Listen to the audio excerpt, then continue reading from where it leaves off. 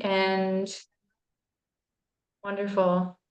Welcome, everyone. Thank you so much for being here to today's webinar, Connecting Local Producers to School Districts. My name is Dottie Arnold. I'm the Cooperative Agreement Administrator at the Urban School Food Alliance. And today we are absolutely thrilled to have you all joining us. We have some really great partners that are going to be presenting today. We have Future Harvest, the Mid-Atlantic Black Farmers Caucus, as well as the Maryland State Department of Education and Frederick County Public Schools.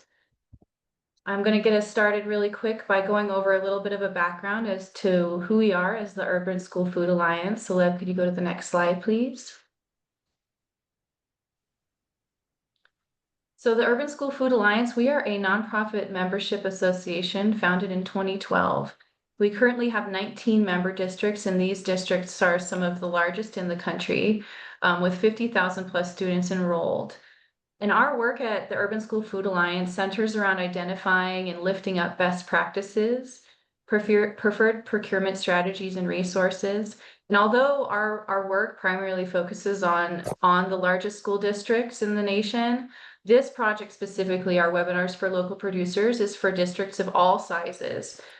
We are working with partners in this project throughout the US to really bring school districts and producers together and develop a shared language and build relationships to strengthen school food procurement. So today we are really excited to welcome some really incredible speakers. We're going to begin by hearing from our folks at Future Harvest. So I'll pass the mic over to Grace to do a brief intro on Future Harvest. Thank you so much. Thank you, Dottie. All right, well, I want to thank Dottie for getting in touch with us about having this webinar. The Urban School Food Alliance is doing great work with procurement, and so are lots of you. I see lots of folks we know in the chat. If you don't know Future Harvest, we are a membership nonprofit advancing sustainable agriculture in the Chesapeake region, including Maryland, Virginia, West Virginia, Washington, D.C., and Delaware. A lot of what we do is farmer-to-farmer education. You may be familiar with our Beginning Farmer Training Program. We have a wonderful, we have many soil health programs, including our Million Acre Challenge. We have an emphasis on community building, and we want to help build a strong food system in this Chesapeake region in a way that really emphasizes values. Again, Beginning Farmer Training Program is one of our flagship programs, but we have a field school, which means that if you don't want to take a full one-year course, you can come and just hang out on a farm for us for a field day. Come learn a new skill, come learn about pest and disease management or use of small tools. But we have lots of opportunities throughout the Chesapeake region to come learn. We have a great conference. It is going to be January 22nd and 23rd, so get excited, those of you who usually come. Hope new folks will come too. Again, our Million Acre Challenge connects farmers with education, networking, and conservation funds for folks who are advancing their soil health skills. We have our Feed the Need Fund. We just funded a lot of farmers who were able to provide produce to hunger institutions throughout the Chesapeake region. So that's been a wonderful way to help advance the food system. Please check us out at futureharvest.org. And we do want to let you know that you're going to hear from Kanika and Leslie from the Maryland State Department of Education. And we're very proud to partner with them to help folks connect with procurement. So if you need help getting signed up to be a vendor for the state of Maryland, if you're interested in procurement with schools, you can email us and we will support you. That's farmtoschool@futureharvest.org. So again, email us at farmtoschool@futureharvest.org if we can help you connect with school districts. And I'm going to pass it to my colleague, Stephen Jones at the Mid-Atlantic Black Farmers Caucus. Hello, everyone. How are you? The Mid-Atlantic Black Farmers Caucus is a very unique organization, primarily made up of Black farmers from the Mid-Atlantic region. We have about 80 members right now. One of the things that we offer, the main thing that we offer is we try to empower our farmers to not only feed their communities, but to also feed their school districts when those opportunities arise. But what we've learned is that procurement is not easy, especially for being a small farm. And so what we've done is we've decided to really focus on those bottlenecks that prevent or inhibit small farmers from being able to engage with the procurement process. And so we have two challenges, which is farming when being small and being Black, as well as farming in general, small scale farming and procurement. So we've decided to take on some really structural issues by breaking down what it is that's keeping small farmers out of this particular opportunity, and that's where we've decided that we need to communicate better as a community. We've developed an app, a breadbasket app, which we've called it, and that breadbasket app does a couple of things. It not only is a traceability tool, but it's also a logistics and marketing tool. It helps us manage supply. Then we've also consolidated and broadened our market base by or our community of farmers by developing and by linking or folding into our membership a new list of members, which will also enhance our market. Think of it as a market liquidity asset. So now we have the redundancies, we have more farmers growing more of the same things or slightly different items so that it can supply confidently various orders on an institutional level. So think of it as also a values chain asset. Then we've developed a totally new concept, which is a mobile processing unit that is actually a floating food hub.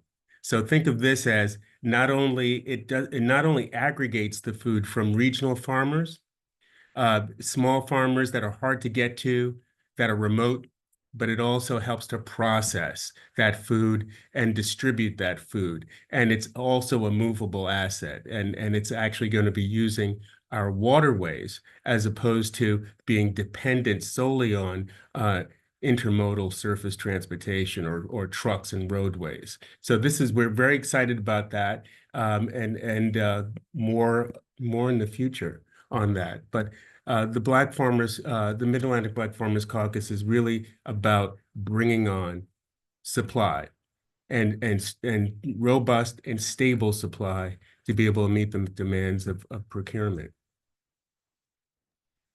Thank you And so do I much, pass it on? Stephen. Oh, Do I sorry. pass it on? I'll pass it on, but thank you so much for giving that overview to both of our producer co-hosts. And really quick, a little front of house. So we're going to have some presentations now, and we're going to be having our Q&A at the end of these presentations. So feel free, as the conversation continues, put your questions in the chat, and I'll be monitoring those to go over at our final Q&A section. But first, I want to introduce the Chief of Finance and Operations here at the Urban School Food Alliance, who's going to be kicking us off. Jeremy West is going to begin our presentations, followed by Darcy Smith and Kanika Campbell. We're so thrilled to have these speakers joining us today. And again, thank you for being here, and I will pass the mic to Jeremy. Thank you, Dottie, and hello, everyone. Thank you for taking time today. I know it's a busy time of year all around, and I just appreciate you being here.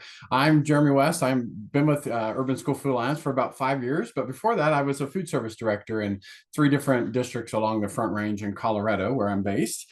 And it's fall. Fall is in the air. It's about 54 degrees today. So one of the things that was exciting for me as a food service director was getting into farm to school. And it was new in Colorado when I was coming into my district in Greeley, Colorado, which is north of Denver. And only a few districts had started to do farm to school. So from there, we got some state legislation. I got a governor appointment to that farm to school task force for the state, and really had the chance to put in some framework with my colleagues in Colorado. And it's been great to see it grow. And I'm excited to learn about your region. You have a lot going on and a lot of opportunity. So my role today is really, this is a webinar for producers. And so we're just going to really lay some basic groundwork about farm to school. Some of you that have been in it a while, you're going to know this. Some that are maybe a little bit newer will appreciate it a little more. And then we're going to turn it over to our experts and those that are in your region doing the work to really hear more details. And so again, put your questions in the chat. Why does farm to school matter? Let's just start there. Of course, it connects America's farmers to our schools, but for our students, it really is giving them the freshest food that's very nutrient dense. and it's providing education. A lot of students, even in rural communities where I've worked in some places, don't understand where their food comes from. They don't understand the process. They don't understand how it's grown. And so Farm to School gives them that opportunity. On the other end, for farmers, of course, can be an additional revenue stream for them and gives them an opportunity to connect with their community and their future customers. These kids grow up, a lot of times they stay in their community. And so having that connection is helpful. And of course, our communities win. Our local food stays local, our local dollars stay local, and it can really be a point of pride for communities. So let's talk a little bit about Farm to School on the next slide. I've just got some data from the 2023 Farm to School Census. This is conducted by USDA, and this is the last time it has been updated. And I just want our producer community to understand how we're using these local products in our schools. I'll go over some of those acronyms in case you're unfamiliar, but primarily we're using it in our what's called NSLP, the National School Lunch Program, and our after school programs, which is kind of second from the bottom there. That CACFP is a child and adult care food programs. A lot of times those are for supper programs in schools. They can use it for other programs as well, but that's where we see it most. So those are two big programs that we're using it. It's also showing up in our breakfast, which is SBP, School Breakfast Program, Fresh Fruit and Vegetable Program, which is a competitive annual grant that offers a fresh fruit or vegetable snack between the bells of a school day. We're seeing local show up in there, and also in our summer programs, which you see at the bottom there, Summer Food Service Program or Seamless Summer Option. And it really is becoming commonplace throughout all of our reimbursable programs and continues to be a trend that we hear from our colleagues that they want to expand in the future years. Let's go to the next slide. And why does it matter? Well, there's a lot of things that matter about Farm to School, but I'm just going to highlight a few here. First of all, local ownership. I mean, this really is about utilizing local businesses to make purchases for our local students. We talked about educational opportunities, right? There's so many opportunities for kids to learn math and science and to understand where their food comes from and how it's grown, and whether that farmer's in the classroom or they go out to a farm. There's lots to be learned for our students. It really helps engage our community. I've seen in my own district, Farm to School is a big story that my district told, and it was a point of pride in our community. And it's a commitment to small producers, but also producers of all sizes. Not every segment does that. Some segments of food service really only want larger producers, but schools are really good about embracing producers of all sizes. And we know that it's important to our students and to their health. We also put out a best practices publication. We partnered with the National Farm to School Network a few years ago, and that's on our website. And we're going to show you kind of a list of resources later. Now, I want to bust a couple myths that sometimes we hear, and that's on the next slide, Lev. First of all, I have a small farm, so I can only sell to small schools, or I have a big farm and I can only sell to big schools. Well, that's simply not true. I had a district of about 22,000 students, and I bought from farms of all sizes. And really, for some of those smaller farms, it worked well to have an aggregator. You heard Stephen allude to that as one of the, and there's others out there in your region that really have that aggregation through a food hub or other online mechanism where they can aggregate that. But there's many options as a producer to get your products into schools and school districts really of all sizes. So maybe you're a small farmer. Most districts have, they're buying from multiple sources to feed those large populations. Maryland has some really big school districts. And so they're used to having plan A, B, and C to source that produce. Next myth we hear a lot about is local is defined by USDA. Well, recently they did release a memo that kind of clarified it, but what they're telling each school district is that they have to define this for themselves. So there's no national definition of what is local that's, within 200 miles or within your state. That simply doesn't exist. It's really up to our school food authorities. And this will vary district by district. So you have to, as a producer, kind of understand that and navigate that. So they can create their own definition. Oftentimes we encourage them to, if their state has a definition or an incentive program, that they follow that and at least align that somewhat with that definition of local.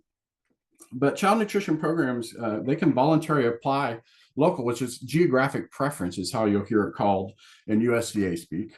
And that can be applied to unprocessed, locally grown or locally raised agriculture products. And what that means is that they retain their inherent character. So if you have a carrot and you turn it into baby carrots or you shred it, that's still retaining its inherent character. And they can use that through a small purchase, micro purchase, or formal procurement process. And we're going to talk about the difference between purchasing and procurement next. And there's kind of two strategies that you'll see if you're looking at a solicitation document. You're going to see local as a specification, as in it's written in that the product or service of the vendor must be considered to be responsive to the solicitation for local unprocessed ag products, or they may use it in the scoring. So there may be, hey, we want to buy, I'll just use carrots again. We'd like for them, to be within 200 miles, but maybe they don't state it that way. They just have carrots, but in their scoring, they give points for producers or people that want to sell to them that are within this geographic area. And so you might see that in a couple different spots. We're going to go on next slide. What is procurement? Well, what's purchasing, first of all? Purchasing is when we go and we have that exchange, right? You've brought me a good and I've given you money, or I've, at least I've initiated that PO process. Well, procurement is really, it's that process that is more all-encompassing. It follows all the local, state, and federal regulations. So schools are heavily regulated. It is federal. These are federal programs that we're operating, but each state can have their own nuances, and sometimes districts as well will have that. So the procurement process is really about making sure that we're properly stewarding our taxpayer funds that are used to purchase this food and staying in compliance with the regulations. This applies to local foods as well. So these aren't just for the big distributors that they buy from, but it's really for everything that they buy, whoever they buy from. And we'll have a reference toolkit that's going to be released soon that will help support that. Next, we'll touch on our steps for success. And I just want to invite you in the chat, if you've got some tips, either you're a producer or maybe you're one of the support organizations or you're a school-based employee, put those tips in the chat for success based on your experience in selling to schools. So we'll go on to our next slide, our steps for successful implementation for our growers and producers. It's really a few things here. Let's talk about preparation first. It's really getting, are you ready to sell to school? So have you developed and implemented a food safety plan? Most farms have done this. In my experience, sometimes they didn't have it documented as well as they needed to, but they had it in place. And so it's really about to make sure it's implemented, is to really have it documented fully and, that you're checking that it's being followed. Do they understand school food procurement processes? So schools are independent. Sometimes they're buying by themselves. Sometimes they're part of a cooperative of other schools or part of a GPO, or group purchasing organization. They will use different terms. IFB, invitation for bid. They'll use RFPs, sealed bids, line item bids. So there's lots of different mechanisms. You'll hear micro purchase and small purchase and then the formal purchase. So beginning to understand those terms is important.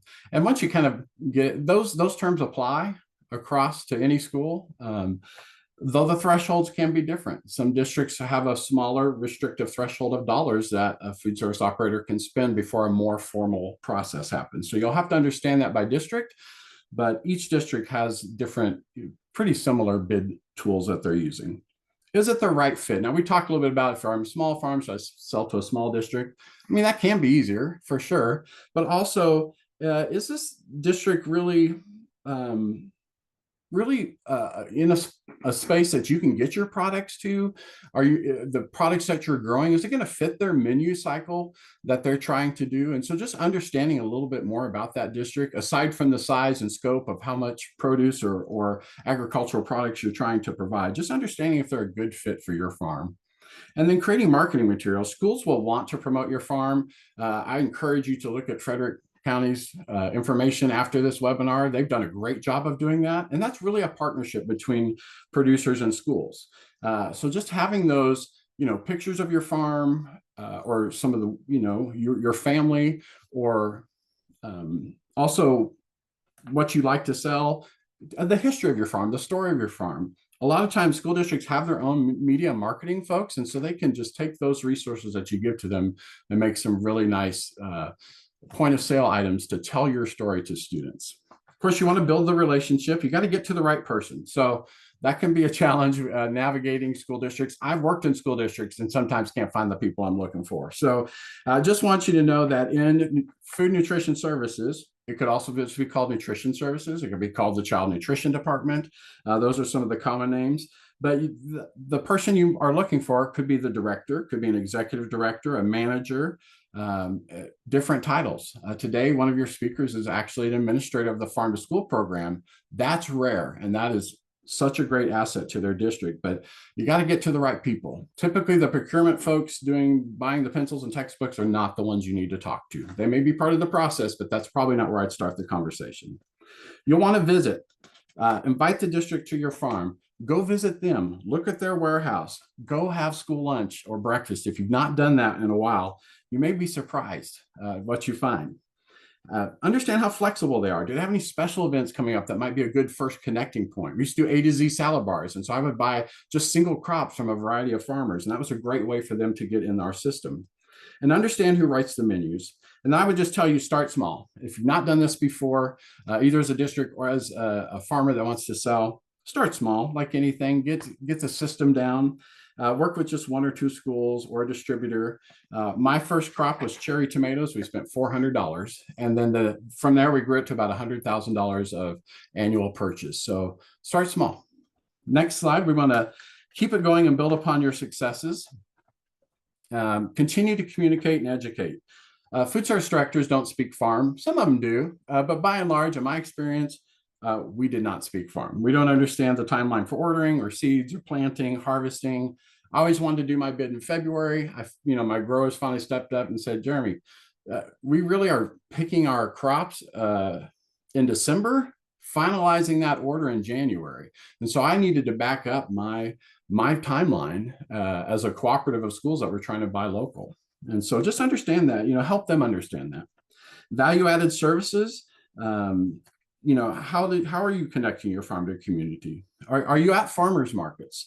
Can you do farmer in the classroom? Are there local food events that you could maybe do something together with that school district? So, or maybe you offer services like they want to buy corn on the cob, but they don't have people to shuck the corn, but they would pay you and your workers to do that. So just understand what they're looking for. And that can be a real tip in your favor. Next slide, we're going to talk a little bit about food safety. Everyone's got a role, of course, from our growers and producers where it really starts, and how you treat your soil, and do you have proper facilities and good water, and how our schools handle that produce when it's received, and how they process it, how they hold it and serve it. Our legislative folks, they are setting those parameters. Our health departments are enforcing those. And of course, distribution, getting it from A to B, whether it's from the farm to the school or the school out to other schools, is important in the process. So just a quick checklist. We're going to go deep into this on the next slide.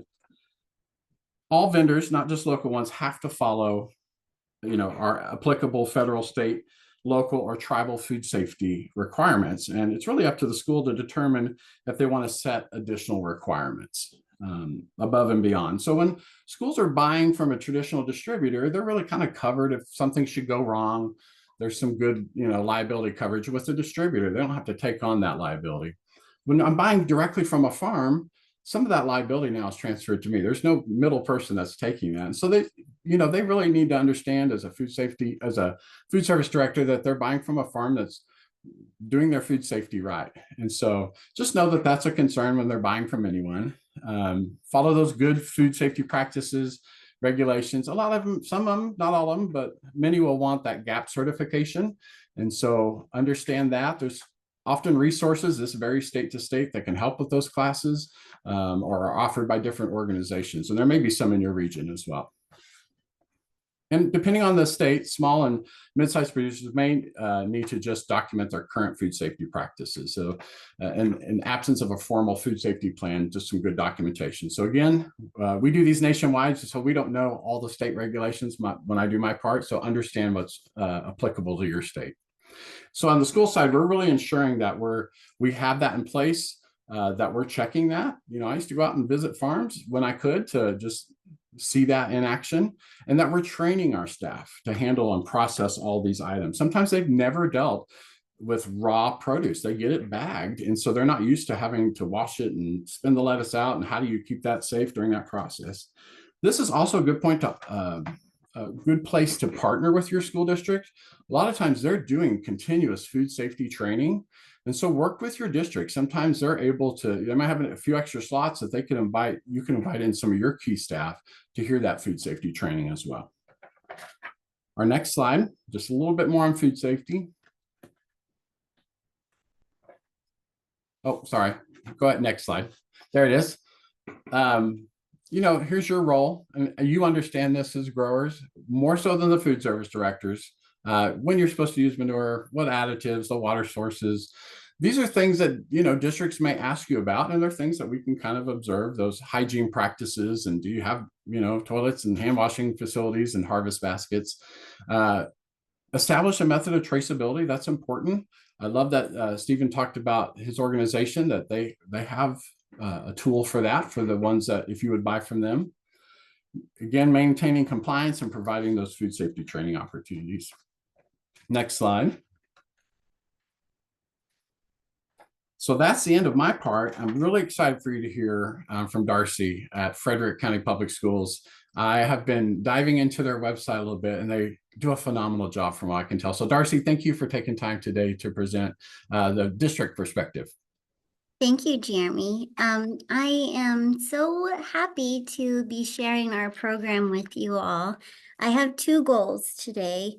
One is to provide helpful ideas for anyone that is looking into starting a farm to school program or just beginning their farm to school program. And to also give the producers a perspective from a school district.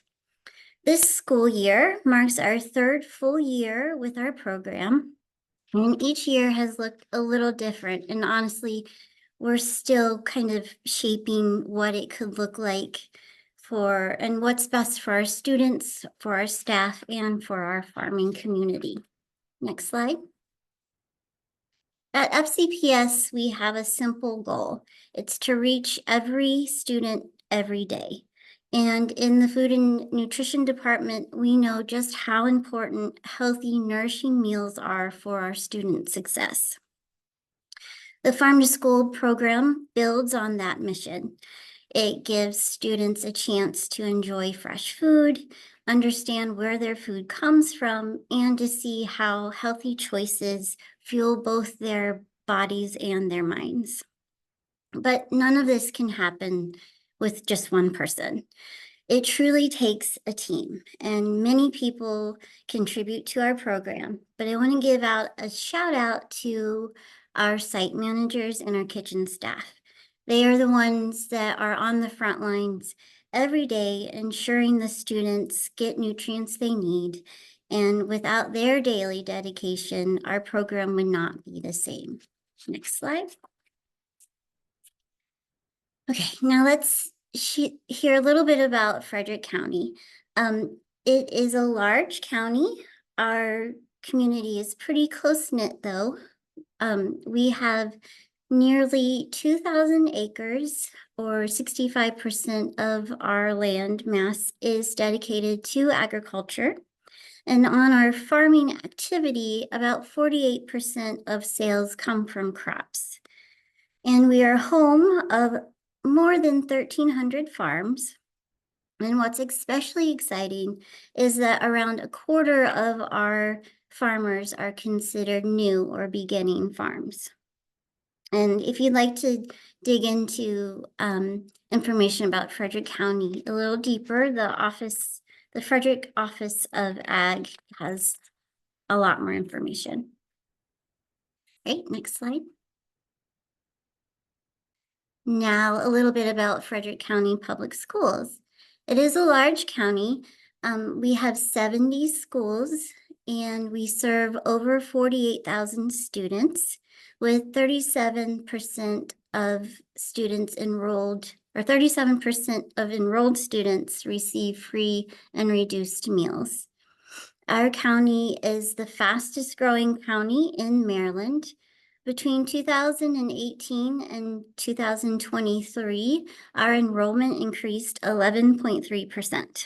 So that's pretty fast, and it continues to grow. In fact, they just broke ground on another elementary school that will be opening next school year. Slide. A farm to school program thrives on strong partnerships, and I'm grateful to work with some amazing people. We have wonderful farms that want to see the program succeed, bringing local fresh food into our cafeterias. And some of our long-standing partners like Catoctin Mountain Orchard and Dairy Maid have been supporting us for several years.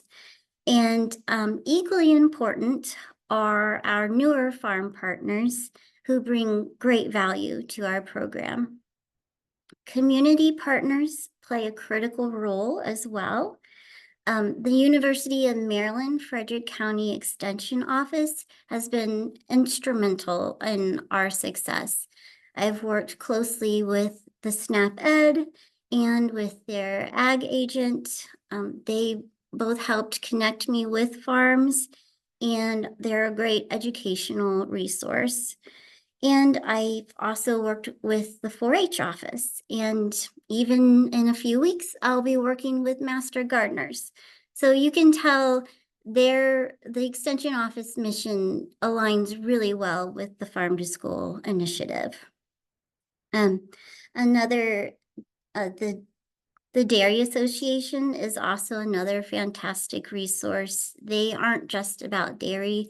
They promote healthy eating and they support farm to school programs. Next slide. As I mentioned before, we're entering our 3rd year, and each year has looked a little different. So during our first 2 years, our funding came from the Maryland State Department of Ed Local Food for Schools grant. And we started out small, like Jeremy said, with just 9 schools receiving deliveries twice a month. And then last year, we wanted to expand. So we decided it would be better to have weekly meetings, or I'm sorry, weekly deliveries, and expand to 36 schools with the ultimate goal of offering all 70 schools farm to school product.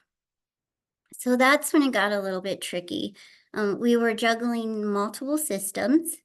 We had our warehouse schedule, at least 3 different farm schedules, and the challenge of procuring foods that were easy to prep, regularly used in our cafeterias, and available most of the school year. So after a lot of consideration, we landed on lettuce, spinach, and onions. So the next step was coordinating with the farm schedules. And thankfully, our partners at Moon Valley Farm stepped up, and they were dedicated to make the program work, and our other farms agreed that Moon Valley Farm would act as our hub. And with their access to a network of small farms and processors, they could provide the local harvest we needed when we needed it. And by March, we reached our goal of offering all 70 schools local produce. We offered lettuce and sliced carrots. So thanks to Moon Valley Farm and the Local Food for Schools grants, our program supported 11 small farms, all within 400 miles of Frederick County. And this year, without the grant funds, our procurement is a little bit smaller. We're focusing on lettuce only throughout the district, but we are also conducting taste tests and continuing to provide apples and milk, which we plan on sourcing those locally long-term. Next slide. Farm to School isn't just about getting food. It's also about engaging students. taste tests have been a fun and successful part of our program. In fact, in September, some of our elementary school students compared yellow and red grape tomatoes.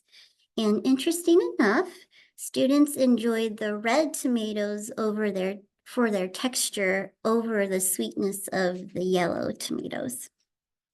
And last year, we added a Harvest of the Month feature, which offered one special item at a time to 36 of our to the 36 schools. And the sprouts, I was excited. They were a hit, but the kale received mixed reviews. But the purple carrots and the Brussels sprouts and the Hakurei turnips were all positively or popular, I suppose. But we roasted the Brussels sprouts and the students couldn't get enough of them. We also participate in Maryland's Homegrown School Lunch Week each fall. So we offer extra items like pears and broccoli and mini bell peppers. And we even got multicolored cauliflower last year. These small events make healthy eating fun and engaging for our students, while highlighting a variety of quality of the local produce. Next slide. These are just a few pictures of the taste test.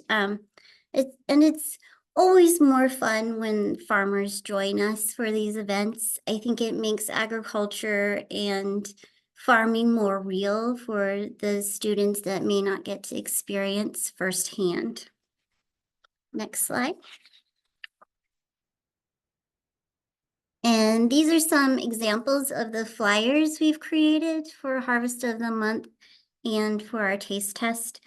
The one on the right is specifically for the Maryland Homegrown School Lunch Week. And the second one is designed for managers to print out and hang on the service line. It gives students an idea of what the product will taste like, and so they know what to expect. And I like to put the farm logo on it so the students know where it comes from as well.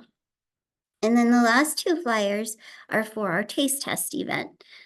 A few days before the scheduled taste test, I'll hang up the What Am I poster.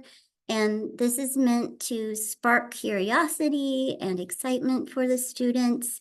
It includes lots of fun facts and growing facts and nutrition information about the item we're taste testing. And then on the day of the taste test, I post the reveal poster. Next slide. And this year we've added something new. While we may not be offering as much local produce, we are expanding our educational events. Currently, we have 11 elementary schools scheduled to receive agriculture and nutrition education. So each school will get 2 grade level assemblies and then a school-wide taste test for a total of 3 visits. And for the kindergarten through 3rd grade assemblies, I'll be using the University of Maryland Extension SNAP-Ed's Read for Health curriculum, which is called Before We Eat. And the book is by Pat Brisson, and it takes students on a journey from the farm to the table. And then after we talk about processed food and unprocessed food, and then we taste fresh, local, unprocessed apples, and we taste healthy processed apples as well. And it's always more engaging when the apple farmer joins us. So here you can see she has her apple picking bucket to show how apples are harvested and loaded into the bins. Next slide. I lost my notes. Okay. Being present in schools is very important, but every farm to school event helps raise awareness and builds communities that value agriculture, nutrition, and local farms.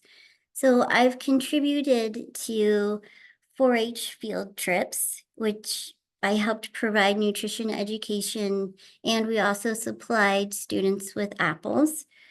And each year, the Frederick Association of School Support Employees host a learning day for their support staff.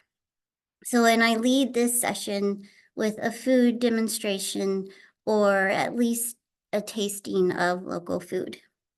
And to reach even more people in the community, we produce a monthly newsletter, and we send it to administrative assistants or principals, and then they choose or they send it out to their school communities. So it's reaching parents and guardians as well. Next slide.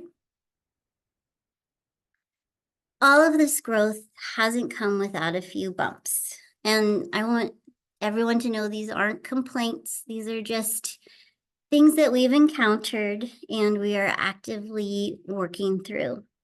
Seasonal availability. The one reason we focus on lettuce and spinach is because they grow really well in greenhouses. So they have an extended growing season. We also decided to expand our sourcing up to 400 miles because with Moon Valley, that allowed us to offer things that aren't quite ready in Maryland that might be ready a little bit earlier. For example, last year, we were able to offer strawberries that were local because our strawberries in Maryland weren't ready yet, but they were just south of us. Staffing. Like many kitchens across the nation, we are short-staffed. Staff make every second count. So the processing needs is something we need to consider. Like washing and peeling and slicing carrots takes a lot more time than just receiving them already sliced. But Moon Valley's processing support has really helped us getting more produce in. Cost. Our department is self-supported, so we actually operate on a different budget than the school system, and I think that's like a lot of counties in Maryland. But so while the farm to school program offers a lot of benefits, the increased cost of procuring local products can strain our department's budget, and it can kind of limit our expansion. And being regulatory compliant, we are required to offer specific types of nutrients a specific amount of times. So if something isn't ready yet and it's on the menu, it causes a ripple effect trying to make sure we are in compliance with what we need to be offering. Okay, next slide. So I'll just say farm to school is about more than procuring fresh food. It's about healthy habits, local farms, and a strong community. I'm grateful to everyone who makes this possible, including Maryland State Department of Ed. And I would like to pass it on to Kanika. Thanks, Darcy. And thank you for that great presentation. I really enjoyed listening to everything that Frederick County has been doing lately. Next slide. So just as a brief introduction, my name is Kanika Campbell. I am the Farm to School Specialist for the Maryland State Department of Education. And I just wanted to speak briefly about some of the farm to school work that we've been doing recently and what is to come. A few of our highlights. In 2021, we received several USDA farm to school grants. The first one allowed us to initiate a farm to school sustainability study that allowed us to see what the current landscape of farm to school in Maryland is, and for us to come up with a 5 to 10 year roadmap of how we would like to sustain farm to school in Maryland. During that same time, we also developed, in conjunction with Maryland SNAP Ed, a 5 module agricultural education resource for K through 5 students that is available on their website. It's a series of activities as well as videos that can be shown during class for agricultural education.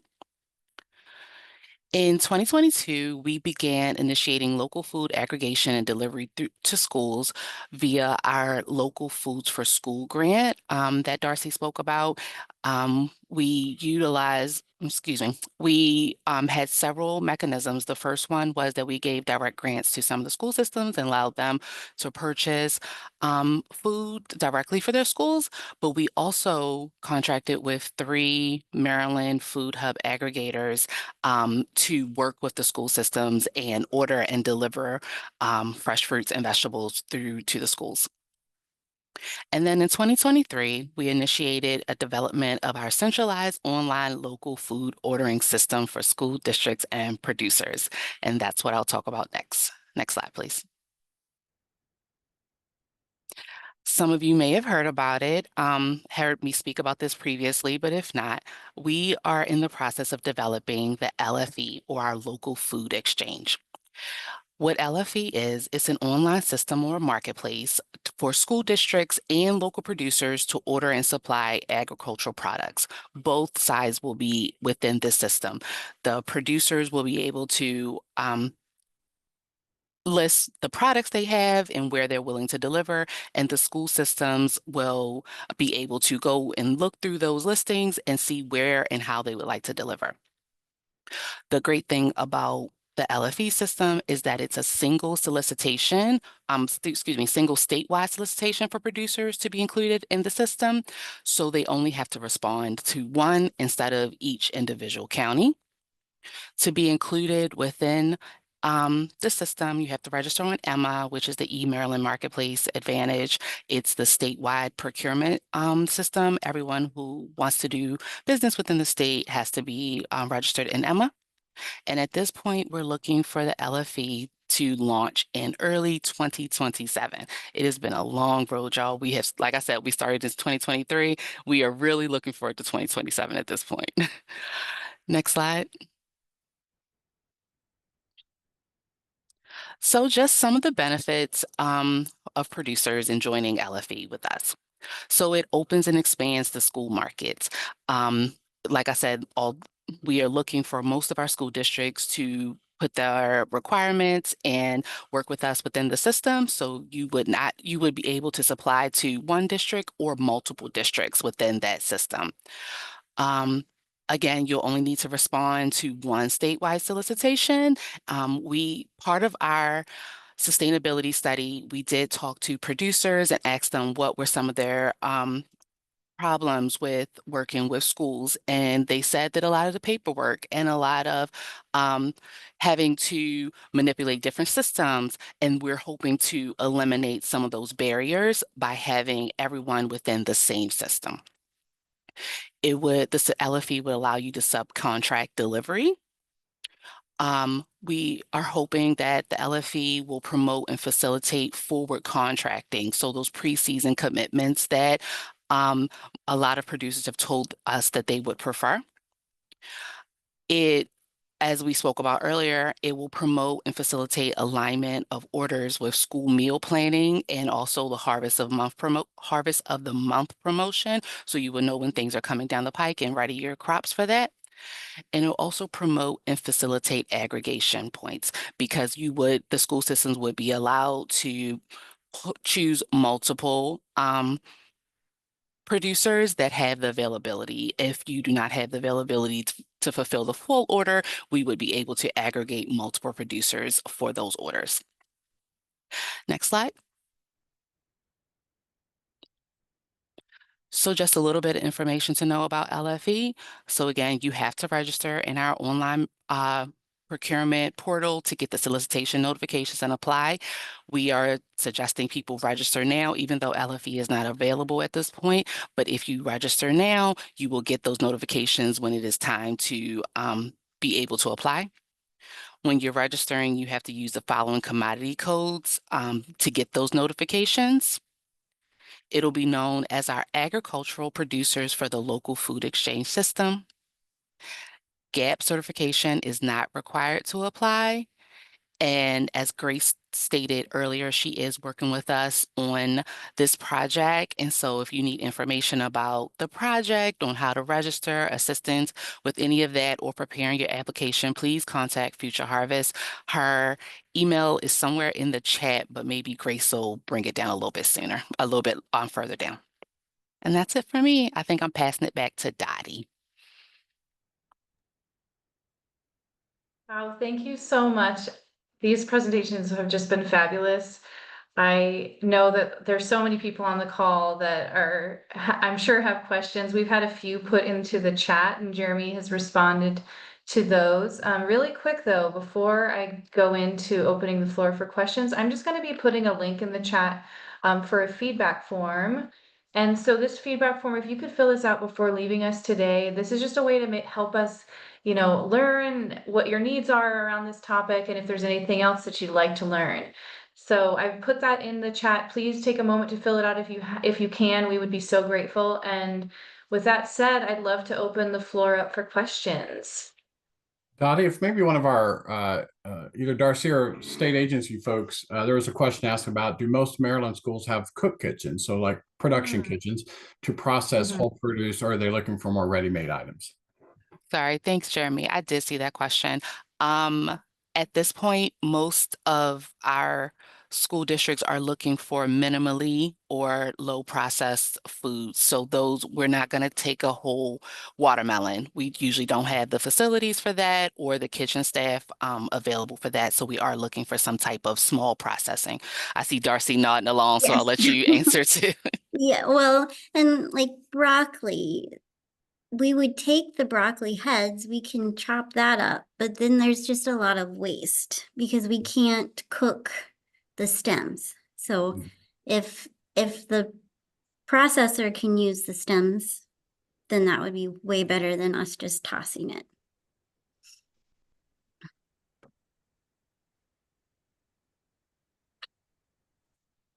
Thank you. So it looks like we just had a couple more questions come in, so I'll just read those and maybe our school district partners might have some more info on this. So we have one question. Do you all have the contact info for all of the food and nutrition departments for each county? That's a good question. We do. That's a list that I do have. Let's see. So next question we have is with regards to MDSE solicitation, is that still anticipated in the October to December timeframe? Mara,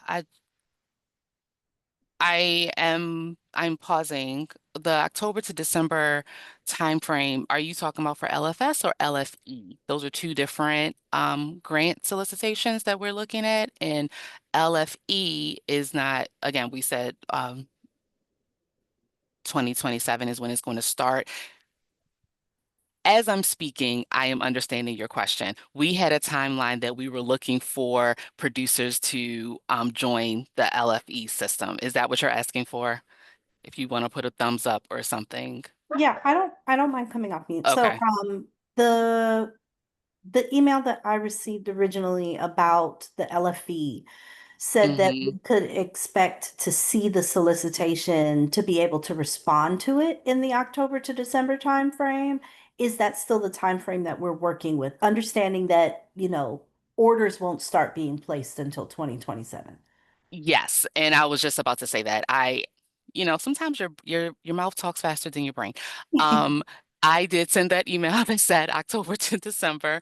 It is working its way through approvals, and we are really hoping to see that soon. So at this point, I am still going to say fingers crossed October through December, and that is just to respond to the solicitation in order to be included within our system, to begin starting to include your names and your farms within the system. Yes, Awesome. Thank you. you're welcome.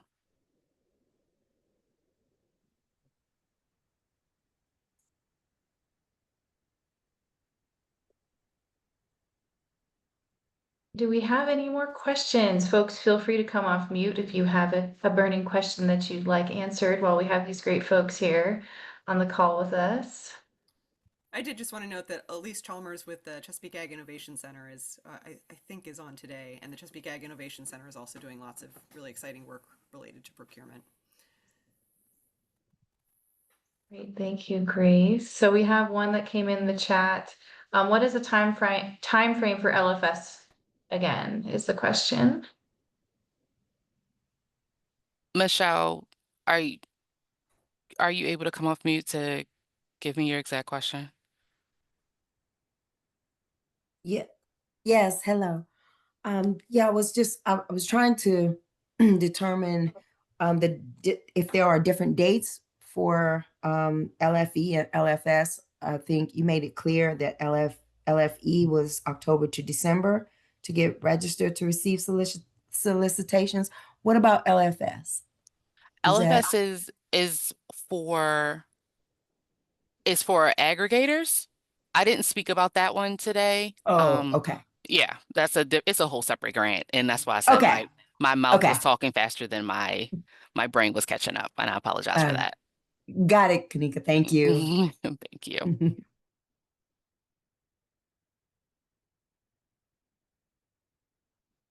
It looks like we got another question from Elizabeth. Could we get a list of processors and any resources for working with processors? Grace, I don't know if you might have any information on this or any ideas for directing farmers in that direction, or folks looking for that information, possibly? We're definitely happy to help connect with farmers and see who we can connect you with in your area. If we don't know folks, we'll connect you with folks who do. And again, that's farmtoschool@futureharvest.org. So do send us questions and get in touch. And we will help you connect with folks who can help. Thank you, Grace. And I think that kind of might be a little bit of the answer too to this last one of the last questions we got, asking about who would be a good contact for a beginner farmer looking to get involved in this type of work.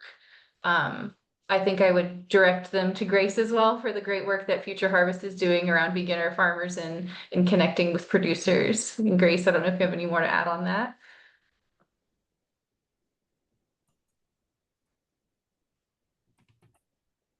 I was reading the comments and questions at the same time, but yes, we're happy to help connect.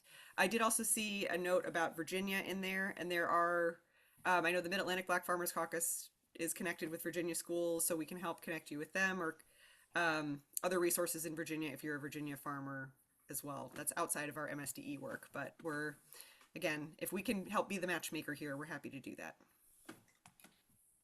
Thanks so much, Grace. It looks like we also have from Thelonious, we have wanted to just make sure everyone can see this information. There's the second annual Mid-Atlantic Black Farmers Conferences this weekend. And so that link has been put in the chat as well. If you scroll up, that looks like a really fabulous opportunity for folks to connect with small farmers, and that they're still accepting exhibitors. So check that out if you're interested. It looks like we have, thank you, Jeremy, for answering that question about local is defined. And this is so great. We're having so many questions. I also want to say, we're at time. I know folks might be hopping off. If you've had a chance to fill out that feedback form, we'd be so grateful. And if folks want to stay on and keep chatting with us, the USFA staff will be on for a couple more minutes to answer questions. If you have any remaining questions, please feel free to email me. Lev, could you go to the last slide that has my contact information for folks? And I'll say that, this PowerPoint and all of the links in this PowerPoint will be sent out to everyone who registered. So folks who joined late, don't worry, you'll get all this information, and hopefully we'll be able to get the recording released soon as well for folks to share.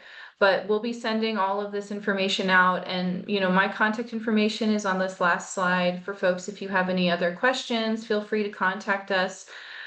In the meantime, I just want to say a big thank you to all of our presenters today and our producer co-hosts. We're so grateful to Future Harvest and the Mid-Atlantic Black Farmers Caucus, to Frederick County Public Schools. A big thank you to Darcy. A big thank you to the Office of School and Community Nutrition Programs at the Maryland Department of Education, to Kanika and to Leslie, who worked with us on getting this pulled together.